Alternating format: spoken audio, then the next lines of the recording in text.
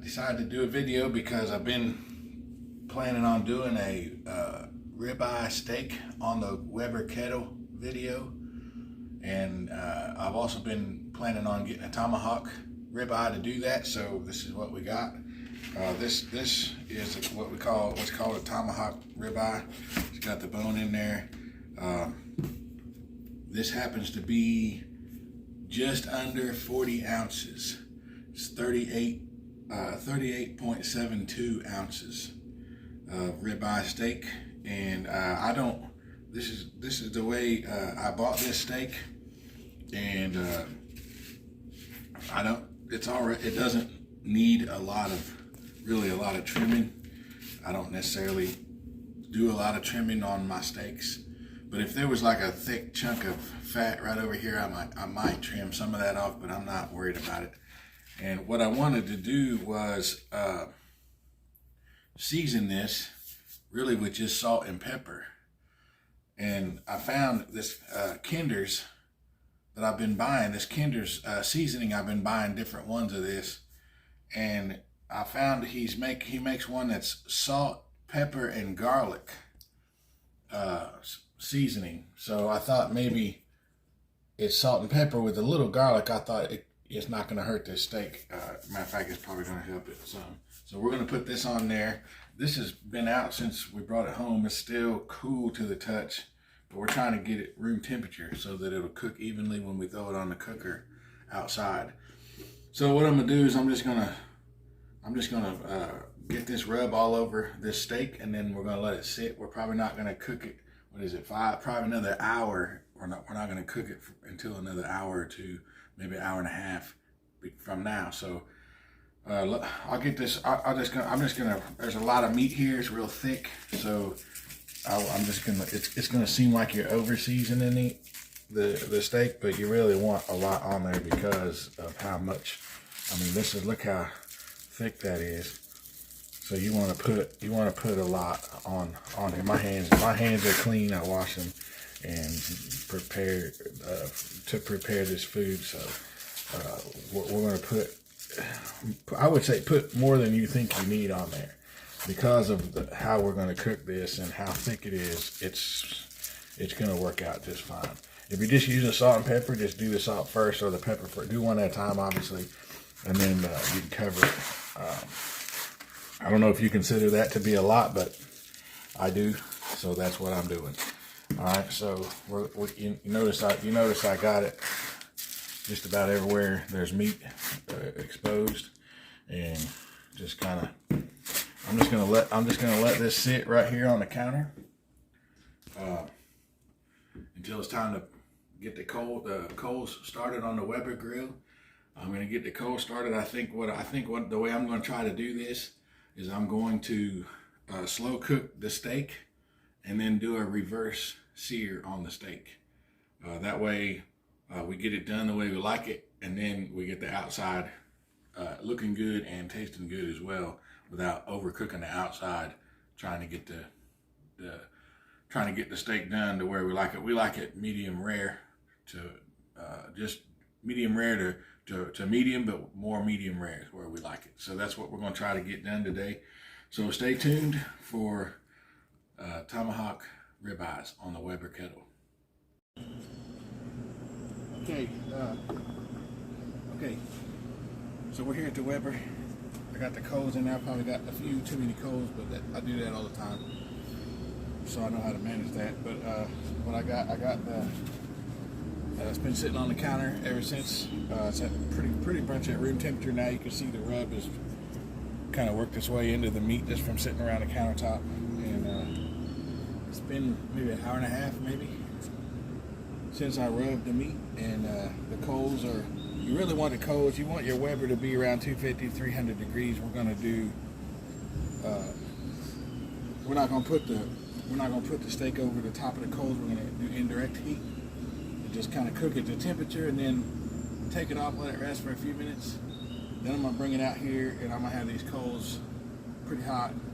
We're going to do a reverse sear on the steak, and then we'll let it rest some more, and then it'll be ready to eat. So I put a lot of people put foil on the into the bone. That just kind of keeps the bone from getting charred. It's just for looks, really. So let's put it on here. We're going to put indirect heat on this thing. I got my temperature gauge for the temperature of the cook, and I'm going to put another probe in the meat to tell me the temperature of the meat. Probably around 125 to 130 max to make a medium rare. We're looking for medium rare with this kind of thick of a steak. So we're going to just leave it there. I may come out here and flip it every 10 minutes or something, 5 or 10 minutes. Just keep turning it over so it cooks evenly and spinning it around so the heat is different places on it. Other than that, I'm not going to open it too much other than that until it tells me the temperature is right. So we're going to cover it up. We're going to try to keep it at 250 degrees between there and maybe 275 or something like that. And we'll see how that works out. And I'll catch up with you again when I'm flipping them over or something. All right, we're gonna it's been what, 15 minutes ish. We're just gonna flip it over and let it cook on the other side. And it's looking good to me. Oil came on. Get that back on there.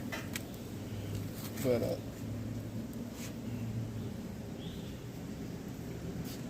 so we'll cook it probably the rest of the way. I'll probably only flip it once.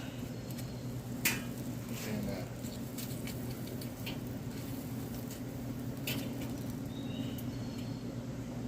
right now the internal temperature is 77. I'll probably only flip it once, and we'll let that be good enough. So, and I forgot to tell you earlier, I normally get some hickory chips or some kind of wood chips, and I soak them in some water, and I put them on the coals right when I put meat on the grill. I do that just about with everything I cook. So just a little smoke flavor, a little something to do. I didn't put a lot on there this time, but all right, we're going to let that sit.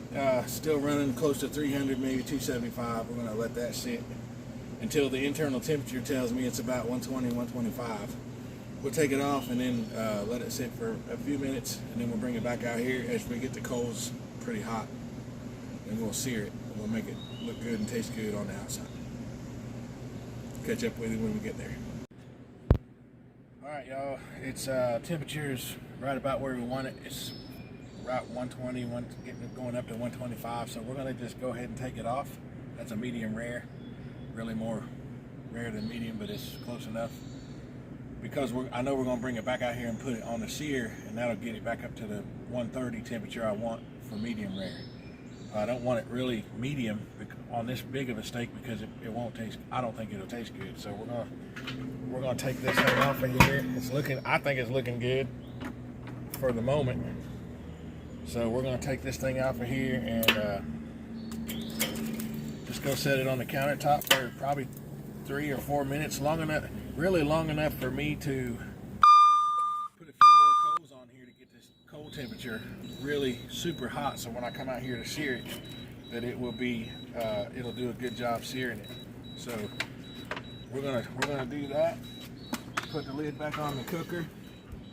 Turn the alarm off on my temperature gauges. Okay, y'all, it's been 3 or 4 minutes, somewhere in that ballpark. I got the ribeye over here. I put some more coals on the fire just to make sure it was going to be hot, so that we could sear this thing. And what I'm going to do is I'm just going to lay it right on top of this fire. That's what I'm going to do. So it'll sear nice. I'm going to sear this side for a little while, and obviously I'm going to turn it over and sear the other side. And hopefully when I turn it over to sear the other side, I'm going to go ahead and stick the temperature probe back in there and see what our temperature is, so we don't go too high on our temperature. But I don't need it until I flip it over, so I'm not going to mess with it. Now, some of y'all probably watch Kent Rollins on YouTube, and he knows how to cook a lot of stuff, and I learned a lot of stuff off of him. And there's a way to tell if this is done to your liking using the finger method. That's what he teaches, you know, how to do it. You can go to his channel and he'll teach you how to do that. I think he's got a video specifically for that purpose, but I'm not going to do that just because how thick this steak is. I don't trust my judgment, so I want the temperature gauge in there. But he's cooked one of these before. He's got a video to cook one of these. He did it a different way than I do it, but I think there's plenty of different ways to cook a steak like this. But you know, figure out the best way for you. I'm gonna try to keep this fire down so it doesn't get out of control, because it's gonna start dripping flavor on top of that fire and it's gonna flare up. But I got a squirt gun over here that I'll hit it with if it gets too bad, and if nothing else, I'll just move it off the fire for a minute and then I'll put it back. I'll catch up with you when I'm done searing and show you the finished product, and then we'll let it rest and we'll cut into it and let you see what it looks like.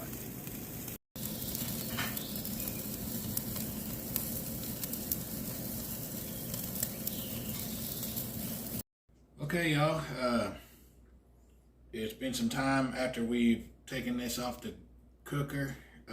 We have seared it, and it's now dripping with flavor all over this cutting board. And I'll turn around where y'all can see it. You can see that just by searing it, it finishes the cook process, and it also brought us up to about 130 degree temperature. And you'll notice that we brand everything we cook on that cooker. We brand it. This is a Gilmer Estate Smokehouse is what this is. So we got the G on there for y'all. Just something fun to do. So I'm just going to cut this off. I'm going to start cutting this off and see what it looks like on the inside, and we're going to hoping it's the way we like it. I'm going to cut the bone off first, and then I'm just going to slice it, because my wife and I are going to share this for supper. I was almost bought 2 of them, but ain't no way we can eat 2 of them together, so we just got 1, and we'll share that, and that'd be plenty. So let's go ahead and cut it and see what happens. Make sure this bone ain't going to be. I'm just going to cut it right alongside that bone and let it come right off of there. The bone's got a little heat to it. It's a little hot. We'll set it to the side for just for a minute. So this is what you got, your ribeye. And this meat over here comes with it. So yeah, we're about medium to medium rare. That's exactly the way my wife and I like our steak. No more than medium, no more than medium rare. So you can see how this is cutting.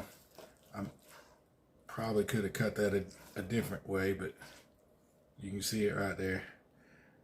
It's nice and pink on the inside, and it's done on the outside. It's been my experience, no matter which way I cut a steak, it tastes the same. And if it tastes good, then it's not the end of the world if you don't cut it the way a steakhouse chef would cut it. So, I mean, there's flavor coming. There's flavor coming out of these. See if she can get close into there. Look, see all that? It's just oozing with flavor. Isn't that great? So that's kind of, it's got a little fat zone right there. I'll trim that off later. And we'll cut that good bite out of there. Yeah. And just like that right there. So these two I'll trim them out and get that little bit of meat out of there. But this is what we got for supper tonight, y'all. And we've cooked some potatoes, and we're just gonna have meat and potatoes tonight. That's what we're gonna have for supper. So there you go. We'll plate it like that. It's meat, steak, and potatoes for supper tonight, y'all. that's the way I do it. That's the way I cook my steaks. And this is the first time I've cooked a steak this big at a time. But I cooked it the same way I do any other steak I cook. I don't always reverse sear it, but that's generally the way I do it. I either sear it and cook it all the way through. But when it's real thick like that, I would probably do it this way every time. Appreciate y'all for watching. Check in again when we have some more videos.